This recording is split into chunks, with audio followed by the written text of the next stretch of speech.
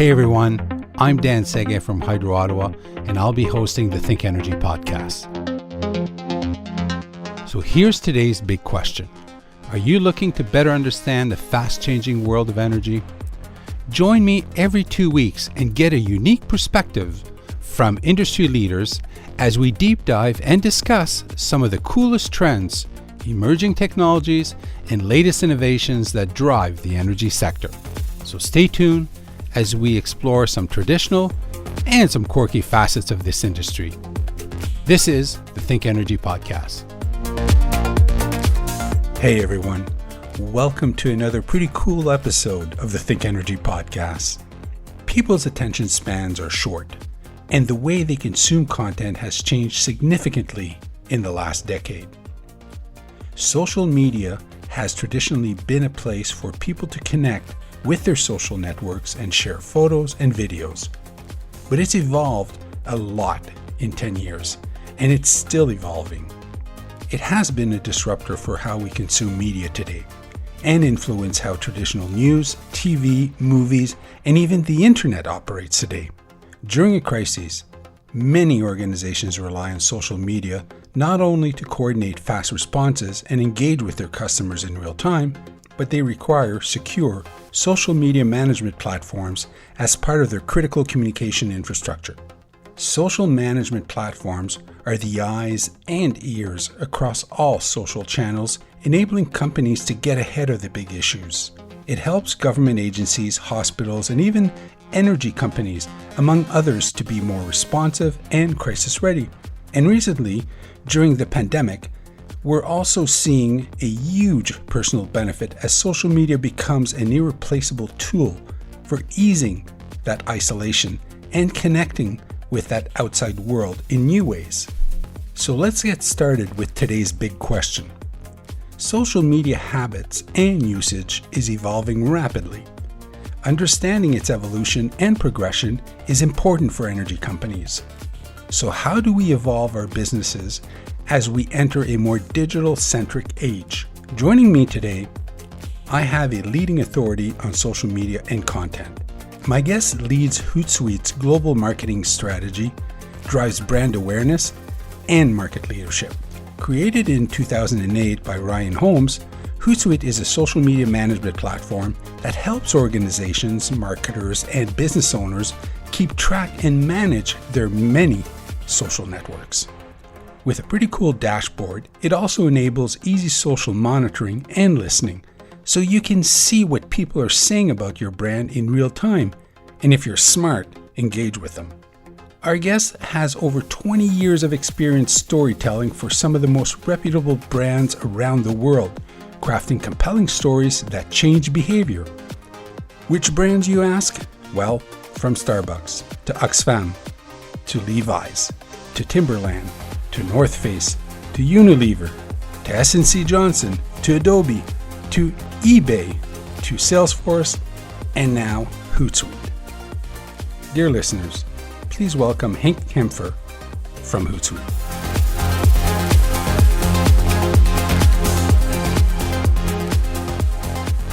You know what scares me? At the end of the week, my phone tells me how much time I spent on social media that week. I sometimes can't believe it. In your view and experience, what is the root of what people truly want out of social media? What's driving them to spend so much time on Facebook, Twitter, Instagram, and now TikTok? Well, if you ask the marketers, they'll tell you people crave authentic connections. But I'll say we go back to the data and we look at our digital 2020 report that comes out every year. And there's a few things, it's based on that connections that people want. But it first starts off with people want to talk to other people, not brands. People first want to talk to other people, and mostly their friends and family, one-on-one engagement. And then the second thing people are looking for, and I think it's even more true today, is entertainment and just that passive consumption of content, whether that's going to TikTok or Facebook or wherever it is. It's just taking entertainment in and getting that moment of escape at the same time. A third big one is news. People want to find out what's out there, whether that's happening in the world or new products, and just finding things that's interesting for them. And that's why social ads are so effective. It's people are looking for that. People want to know what's new, etc. And especially when they're stuck at home, they want to use the social media to be able to connect and find out what is still happening out there in the world. And then the fourth one is getting help from brands. It's the kind of one-on-one engagement they want from brands outside of just product advertising and knowledge about that. Is they really want to engage with brands as well. Whether that's they have a problem, and we see that often from companies. Somebody will say, I have this problem, so first place they go to, and I'm like that as well. First place I go to, I don't pick up the phone, I go to Twitter. See if they have a Twitter handle now. I'll engage them there. So it's that kind of engagement people want one-on-one, whether that's a compliment, whether that's more information, whatever that is, just showing love or frustration. But we have to remember that talking to brands is the lowest one on the list. It's not the first thing that people go. People don't wake up in the morning and say, I really can't wait to hear what this brand is telling me this morning. The first thing they do is they go see what's on their social channels. What are their friends saying? What are their family saying, etc. So the biggest challenge for brands and companies is like, how do you actually become part of that conversation? Not how you become that conversation, but how can you become part of that kind of one-on-one engagement? So remember the same rules in real life as on social. Don't just walk in and say, hey, can we talk about me for a little bit? Make sure that you know what the conversations are about and start that engagement. Be part of that. And that means that you have to be interesting. You have to have the right kind of content. Use social listening to see what's happening out there. Use automation where it's possible, etc. But remember, that's what people want. Talk to their friends, find entertainment, find news, and then they want to have engagement with you. Henk, what's the average amount of time people spend on social media per day? Is it much different from, say, 5 years ago? If so, where are they spending their time? And do you see a major difference based on generations? Yeah, our digital report digs a lot into this, so you can go into much more detail on what I'm going to give you. Yeah, but this year, 2020, we found that there's about 4.5 billion people in the world that's on the internet. It's nearly 60% of the global population. But for what's interesting for me is that almost half of all the global population, social media users. That's 3.8 billion people. Now, to your question, so how much time do they spend on that? And I look at that average and I go, I think I might be spending more than that average on mine, especially nowadays. I got my report yesterday and I think I might have spent almost double than what the whole average is globally. But globally, people spend about 2 hours and 24 minutes on social media every day. But the interesting thing is that's actually not a big change from 5 years ago, at least not in North America. That's interesting, is that amount of time people are spending on social media, that stayed more or less static. What I do find interesting is the dynamics of what we've seen during this whole COVID crisis. There's a lot more focus and use of one-on-one messaging. We've seen, for example, a 70% monthly increase on video calling on Facebook. We've seen a 100% increase on WhatsApp voice and video calls. So that's quite interesting, is that kind of, and even when we look at our platform, our inbox, where you can track where these conversations are taking place, we've seen a huge jump in that. Last week, I actually saw the highest number in our history. So that's a big dynamic that we've seen shift under COVID. But when it comes to the time people spend on social, sorry to tell you, we're still the same as what we were 5 years ago. I think we just spend it in more varied ways today. As you know, humans are social animals that crave connection. More than ever, I believe that brands are increasingly focused on trying to build meaningful connections with their target audiences. Would you agree that a crisis like COVID-19 can make or break those critical bonds? So, how can we use social media during a crisis like this to promote and protect that human connection with our customers? You're so right. Humans are social animals. That's what we are. And a crisis like this threatens to break those bonds that we have. And the lesson is that if you're not focusing on emotion, you're focusing on the wrong things. And times like this, you have to focus on two questions. You're either doing good or making people feel good. That's what you have to focus on, your social times like this. For when this crisis hit, the first question we ask ourselves is, what's the right thing to do? Not what's the right thing to do for us as a company, just simply what's the right thing to do for us as a community, as a player in the community. So you have to focus on like both of those, like doing good and making people feel good. We always talk about that brand should have a purpose. Well, if you don't have a purpose now, then there's a big question about why you exist in the first place. Are you here to be part of society? Are you here to be part of that conversation, or are you selling snake oil? So you have to bring your purpose to life. And if you don't know your purpose, you better find it quickly, because people are going to remember what companies and brands did in a time like this. So I would say that's the two things. Like, find out like how can you use the tools that you have as a company and an organization, whether that's your people or your products or any other resources you have to contribute to society in a time like this when everyone's struggling. And remember to make people feel good. There's so much news that we get day in and day out about what not to do and how big the crisis is, etc. And when we look at what people are looking for, they're looking for moments to escape. This is a tense time. So use your channels to help tell those stories, to make them feel good as well. In the end of the day, we're humans and we're connected. Now, a bit on the dark side. It seems like every company has to deal with ragers, those that are chronically angry, like trolls, bots, or real people looking to spread misinformation, either on purpose or because they genuinely misinform. How does a company know when and how to engage, and when it should leave well enough alone? There's a few things to do. One is, I would say, especially when it comes to bots, make sure that you know whether it's a real person or not. And there are enough programs out there that can help you very quickly identify if someone is real or if it's a bot. Use that as a guideline. You don't want to react to a bot and then get sucked into a discussion around that. And then the second thing is just make sure that you do social listening. Make sure that you listen to whether this is a single issue person or whether this is a reflection of a larger conversation that's taking place. And then if it's a larger conversation taking place, make sure that you stick to what is true. Just clarify what the actual detail is. Don't get too sucked into a conversation. If it's a single person, see if you can have a one-on-one conversation with that person versus just having an open public conversation. I would say the other thing, and that's I come from the agency world, and I used to be an activist running campaigns. I would say the other thing that you should also remember is that who are you actually talking to? In times like that, when people go after you, the community that you've built before the time will help a lot. Make sure that they have an opportunity to come to your defense. Because what you're really aiming at, the people who love you are still going to love you tomorrow. People who hate you are still going to hate you tomorrow. What you're really going after is clarity to either keep the fence sitters on the fence or get the fence sitters to you. That's what you want.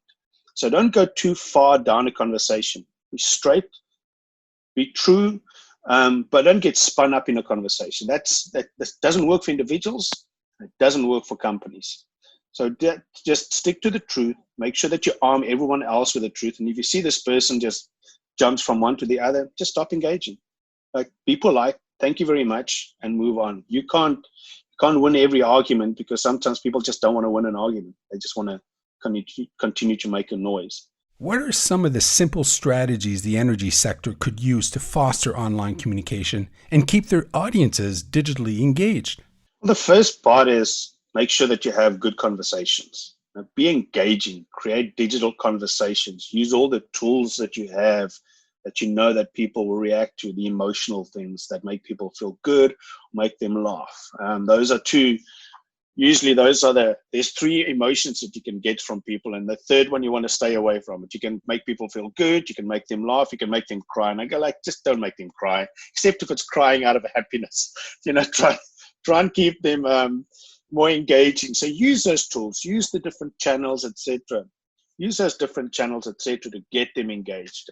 So that would be one. So have real conversations, digital conversations with them, but also make it possible for your users to generate content. Don't just generate the content themselves. Provide them with platforms to show their content, whether that's creating contests, whether that's asking them Because we know people are so hyper focused on how can they save on energy, but like a question that nobody's ever asked me: what's my favorite way to use energy? Nobody's ever asked me that question. That I depend so much on energy, whether that's to make my excellent coffee next to me, or to be able to talk to you, or whatever it is. Nobody's ever asked me in all of these ways that energy is used to bring life, meaning to your life. What's the most favorite one that you've used? Memories around that. So that could be another one. So it's just using those moments where you can either generate a conversation or get them to share the conversation. And the third last part I'll say is like, be consistent. Create moments that they can look forward to. It's like they know this time I'm going to get this content, or I'm going to have this engagement. They can start looking forward to it. Movies open every Friday. There's a reason why it opens every Friday, not just randomly. People start looking forward to that Friday when the new season of whatever starts. So treat it like that. Create those moments that people can look forward to. Hank, in your opinion, in 2020, is social media the best place for organizations, specifically the energy sector, to build relationships with customers and clients? How can we nurture trust and deepen our connection? Yeah, I'll answer that in two ways. By first starting off, like, is there any other way? Do you have enough people to walk from home to home and shake hands and have conversations with people? If you just don't have enough people in this world to have all resources in the world to have those kind of one-on-one conversations. There's no other place. Think about it. There's absolutely no other place you can have a one-on-one conversation with people the way you can through social. Like I said, unless you have enough people to go home to home and shake hands and talk to people. So when we know that it is absolutely the best place to have that conversation, the question is then how do you nurture? Like you say, like, how do you develop those kind of connections? Well, the first thing is, what's your voice? What's your brand voice? How do you walk? And it's like, I always tell people, this is not about what color scheme your brand is. This is about how do you walk and talk. When you walk into the room, that people know what you look like, your accent, your style, etc. So be authentic and consistent with that. And don't shout at people either. And nobody likes shouting. Just engage with them. Don't just come in and throw information at people. Nobody likes that. So have a kind of engagement with them. Third part is like, add value. Provide value. Nobody is waiting in the morning to hear from you. So make sure that you add value to the conversation, to what they want from you, and sometimes what's unexpected, and that'll be a surprise for them. I think that one of the challenges that we also face, and this comes to the fourth area, is there's just so much noise out there. There's just so much going on out there, whether that's competitors or just in general noise out there. You have to ask yourself, how do I stand out in that marketplace? How do I stand out to have a conversation? This is where it's important within the culture, who you are, your audience, etc., knowing them and knowing their content. Make sure that you know what a bold step can be, something that stands out, something that'll make people what I call thumb stop moments. While they're scrolling at 1,000 miles per hour down their phone, what's going to make them stop their thumb? I don't need to know another thing about shoes. But if somebody can tell me something different, a shoe company can tell me something different that I didn't expect, that's going to make my thumb stop. So look at your competitors and what they're saying. You're like, okay, so what's counter to that? What's the thing that's going to make people go, wait, what's this? And stop. And sometimes it's not a radical statement. It's just simply how you bring that to life. Bring it to life in a different way. Use that emotional connect. Again, make people feel connected and emotionally. Will make them laugh, make them cry for happy reasons, and just make them feel good. I think the other last part I'll say as well is that this is all about building that trust. It's building the trusted relationship. The Edelman Trust Barometer is, it's been going for 10 years now. And the one thing that's still true and I have to say, I worked for Edelman many, many years ago, 5-6 years ago. So I still believe in their trust barometer. The one thing that's remained true in all of that is people trust people they know. So make sure that you connect to the people that they know. Just don't just go. You have to go for one-on-one conversation, but make sure that you can have a conversation with their largest ecosphere. Everyone else that's important to them. Have conversation with them as well to become part of that conversation, that kind of peer-to-peer endorsement and exposure. How crucial is it for brands to incorporate social listening into their strategies? And what are they potentially missing out if they don't? So many ways to start, and I'll start off by giving the answer that you're not listening, you're just talking. It's the greatest tip that anybody has ever given me about relationships. You want to have a conversation with someone, start off by keeping quiet and listening to what's going on in there. So if you're not using social listening, how do you know what the conversation's about? How do you know that the content that you're generating is going to hit its mark? Because you're generating all this content and you're just throwing it out there, going like, oh, well, I hope this sticks. That's not how it works. That's not how it's ever worked, whether in social or in real life. Just walking into a conversation and going like, I'm a big Liverpool fan, and say like, let's talk about Liverpool. And meanwhile, everyone else is talking about COVID-19. That's just disconnected from it. So social listening allows you to understand what is happening out there. What's the conversation taking place, not just about you, but also in general with society. Make sure that your content that you're generating is hitting it. It also actually allows you to listen to what's going on and use that to create the kind of emotional connection and be part of that conversation. So it's crucially important to listen, monitor, be able to not just create content for that, but adapt quickly. That's the great thing about social as well, is that unlike a billboard that it's going to take you days to pull off, you can react in the moment if you have the data to respond and be part of that part. Listening is as important as what it is in real life. It's the foundation of a strong relationship. We're so used to reporting on public engagement rates and where they originate from and from who. It's much harder to measure and track dark social, where perhaps your content or links are being shared in private chats or texts, etc. From an analytics and social management perspective, what are your thoughts on what might need to change on how we define engagement or success? I'll start off with a broad statement, and that's just true of marketing or any conversation. If you ever thought that you can track every conversation happening about you, it's just impossible. If you were ever in high school, you would know that. You don't know every conversation happening about you. And it's the same today and then what it was when we were in high school. And that's actually a good thing, because it means that you can lead a conversation, but you're not always the conversation. And you don't want to. Sometimes people want to have conversations with others to try and find out what else is happening. Do they want to share ideas before it comes public? And that way you actually can solve some problems. So don't think that you're ever going to have 100% knowledge about all conversations happening out there. So for me, it's never about finding 100%. It's rather about how do we improve what we have.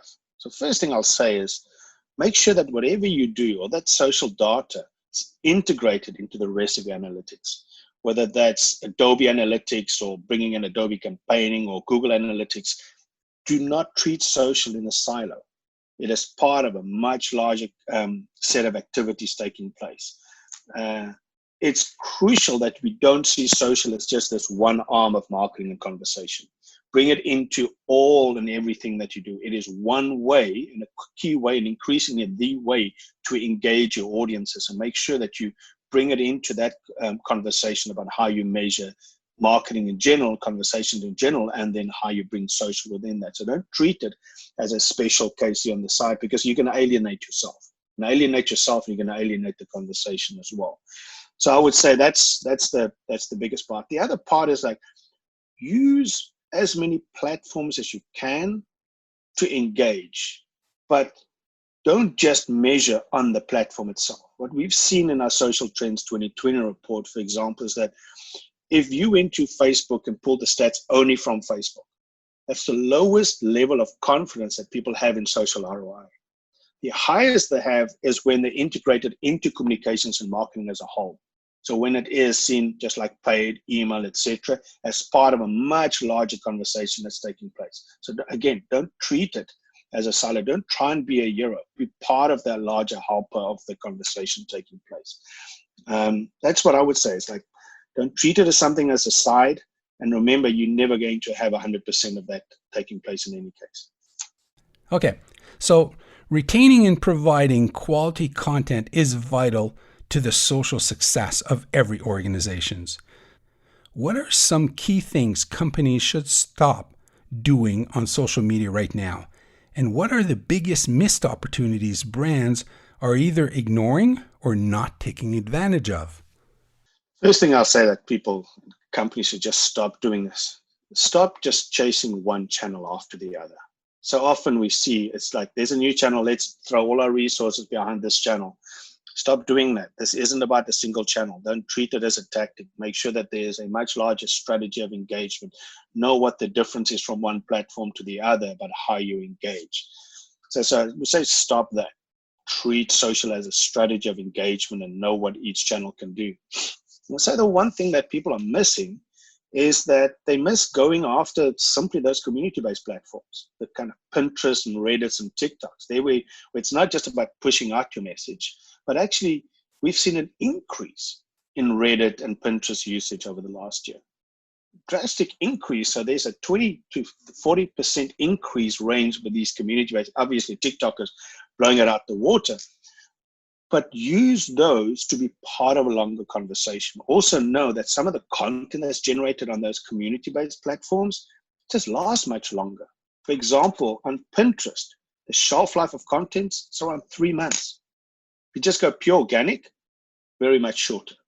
So use those platforms. Don't miss out on going after these community-based platforms in addition to everything else. Treat it as a larger strategy. Know which one is doing what, and continue to invest in the new ones coming in, but don't drop the others off. Hank, I'm curious now to know about video retention rates and video length on different platforms. Does video content continue to boom? Are both long form and short form video among the most shared content on social media? What does your data tell you about video? Yes, social video just has proven again and again, just dramatically boost engagement and shares. It continues to drive it hard. We've seen on, for example, Twitter reports that tweets with video attract 10 times more engagement than tweets without video. It's just simple. And then the same and the gaining popularity in stories, whether that's on Instagram or Facebook, it's just a good indicator that people want to see videos. And then, of course, what's happened in the last 2 years is the rise of TikTok, and it's all video based. Our digital report shows that 90% of internet users between 16 and 64 now watch online videos each month. That's just what they do. What we've seen is it can be anything from 15 seconds right down to this new Kubi that's just launched with these 10-minute programs, to ways that people can now actually engage and watch the late night shows. The length varies. It again comes back to what's the aim of it? If you just want to grab some attention, know that nobody's got an hour. Nobody's going to sit an hour to look at what you have. Break it up into as many pieces as possible. But if you have enough of a story to tell, you can go longer. But don't think that people are going to sit down and look at a 10-minute long ad. They're not going to do that. You can create moments of engagement around that if it's actual content that people want to consume. Don't think that it's going to just be, yeah, sure, I'm going to look at a 10-minute ad. No, nobody wants to know just 10 minutes about you. It's about both of those. And that's the rule of it. 15 seconds, people will give up 15 seconds very easily. But as engaging is longer content, as long as it's relevant to them. That is the key part. If it's entertaining, creates an emotional connection, etc., it's true. But it's got to be relevant to the actual platform and channel that you're using. Can you expand on why brands shouldn't rely on organic social content anymore?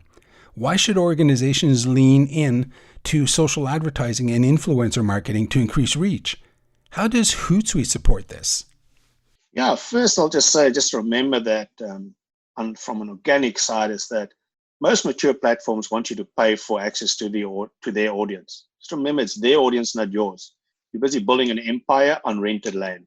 So remember that they want that. I would also say, very important to remember, organic content tends to reach loyal customers. Study after study shows us that your followers know who you are. They already purchase from you. So if you just go organic, you're talking to the same people over and over and over again. So that's where if you want to expand your audience, if you want to reach new people, that's where you have to go. You have to go that influencer marketing to try and reach new audiences, or through the ads. And you can look at Hootsuite ads to support that. It's like you can test very easily what's working and what's not, because it's integrated into like our organic publishing, advocacy solutions, analytics, etc. So you can really look at how does each part of what you're doing from a social side hit the audience, use the data to create that. But at the heart of it, organic reaches your audience that already knows you. Ads, social influencers, etc., allows you to reach new audiences. Like I say, if I have to talk about Hootsuite, I'm always happy to do that. Hootsuite ads helps you just understand what works and what doesn't work in the testing and the data that can help you make sure that it hits what you want to hit. Hank, I'm wondering if you could share your thoughts on the rationale and what's being the potential impact, pros or cons, of losing the public like counter on Instagram as part of a broader trend to de-emphasize the use of vanity metrics on social media. I think its impact very simply is that more people create more content. Whether people are now worrying about how many people are liking it or not, whether it's popular or not, it's going to encourage people to post more because they don't necessarily know what the tally is. And the more people log in to load more, the better it is from an ad side as well. So that's part of the kind of drive. And I think personally, it's a good move. Firstly, brands and organizations shouldn't care about likes. You should really look at the traffic that's driven. You can use Google Analytics for that. And it shows for me a healthy way to look at some of the challenges that we sit with as a society for teenagers and self-esteem and so on. Now you're not going to feel less judged, but whether your posts are liked or not. And I think it's good for business. So you're trying to evolve in this kind of image-focused platform as well. I think it's good for Instagram. And that's why I think the influencers love it. It's not just about like, but it's about the kind of traffic that you're hitting, much more constructive engagement. So it's going to be an interesting and a good social experience to see how that impacts how we think about social. Artificial intelligence, AI, is in vogue. Combined with machine learning, AI can help companies automate mundane, repetitive tasks, perform predictive analytics, offer personalized recommendations, and further engage stakeholders. I know Hootsuite offers and is always refining its analytics and sentiment reporting based on AI. Do you have any examples from brands, maybe hopefully from the energy sector or maybe not, that have leveraged AI to enhance the social media experience? Yeah, I would say before I talk about two quick examples. One is that, AI has just helped us have better conversations with customers. Sometimes it's one-on-one, but a lot of times you can have chatbots just have that conversation with your customers. But then the part where AI will play an increasingly important role, if you look at social listening partners like Brandwatch or Talkwater, both integrated into Hootsuite, of course, customers are using the AI engine to analyze sentiment, know what's going on out there, know what's the kind of social listening, knowing what customers are thinking, but also actually alert of upcoming peaks of activities, things happening in the market that they need to act accordingly. So the two examples I'll use is actually related to that last point, is really helps utility companies listen and react to cases. One of our customers in California uses to simply monitor conversation and incidents on wildfires, so that if they know that's happening, it allows them to prepare and react quickly. It's just another strong and quick system. We've seen social so quickly raise issues that companies can react to. So it allows them. And a Canadian utility company uses it to monitor outages and storms. Again, it's listening to what's happening out there, where are the impacts, etc., that they can react and plan. So they can plan for these scenarios, but because of the AI, they can react quickly to know where it is and allocate their resources. I think it's most probably, from an energy side, it's probably one of the most important ways that that of all the industries, was probably one of the most important ways for society and the companies in the industry itself to benefit from. Is there a campaign or something that you've seen on social recently that you thought was just fantastic? Perhaps something a company did really well? Yeah, it still brings a smile to my face. It just happened recently. And it's in a crisis setting, just before COVID actually hit. Yorkshire Tea on social media, not a tea that I used to drink or even follow on social. There was a tweetgate involving them and Rishi Sunak. And Rishi Sunak is Boris Johnson's chancellor. And he posted a photo of himself with a large bag of Yorkshire tea. And that created a whole Twitter storm that the brand did not ask to be involved in. But everyone got involved, like just going after Yorkshire because it's politics, etc. And they just stuck in the middle. But they handled it really, really well. There was accusations thrown at them, angry tweets, etc. But they just stuck by simply being honest and truthful. But the big moment for me was they also used that typical Yorkshire humor to diffuse it. There was one, and me and my whole social team want to get this t-shirt, where somebody went after them and accused them, and they just kept on accusing them of things that they never did. And they just simply tweeted, "Sue, you are shouting at tea." And that just created so much buzz because it was such a simple statement. You're shouting at tea, that we just loved it. And that just, again, not only did they have a lot of supporters come in because it's tea and it's England, but because of that tweet, it just turned. And I don't think it was planned. It was just one of those smart, in the moment use of social media, where they used it to try and diffuse a situation. And everybody saw, like, that's right. You're shouting at tea. Do you really think that they did this?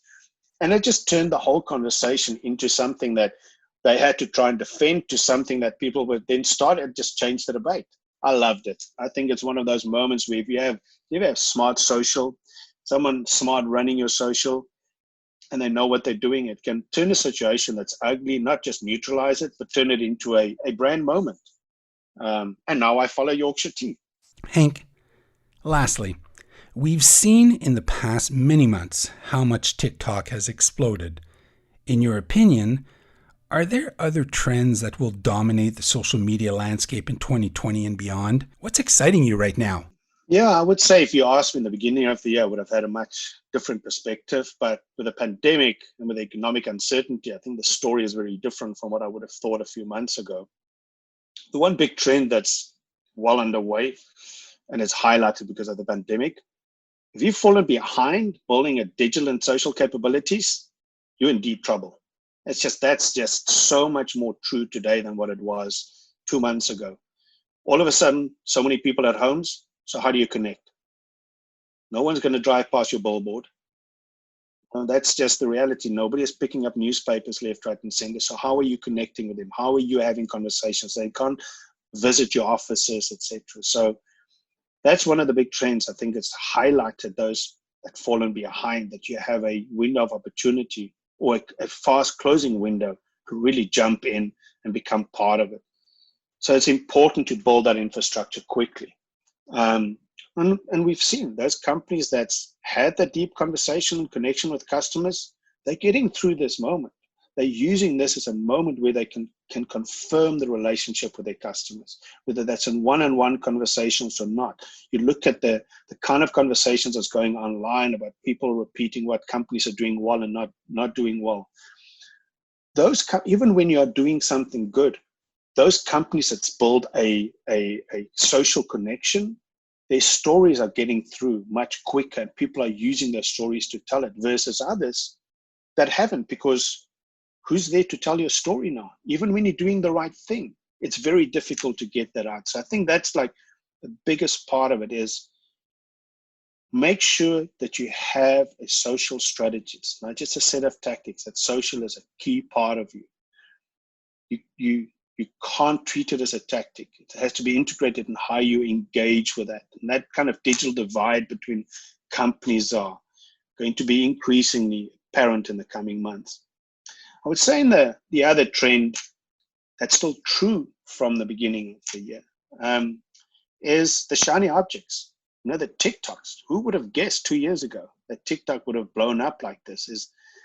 Is when you see these platforms, if you have a solid social strategy, make sure, and you have the solid fundamentals, deep consumer insights, owning multiple customer relations, etc.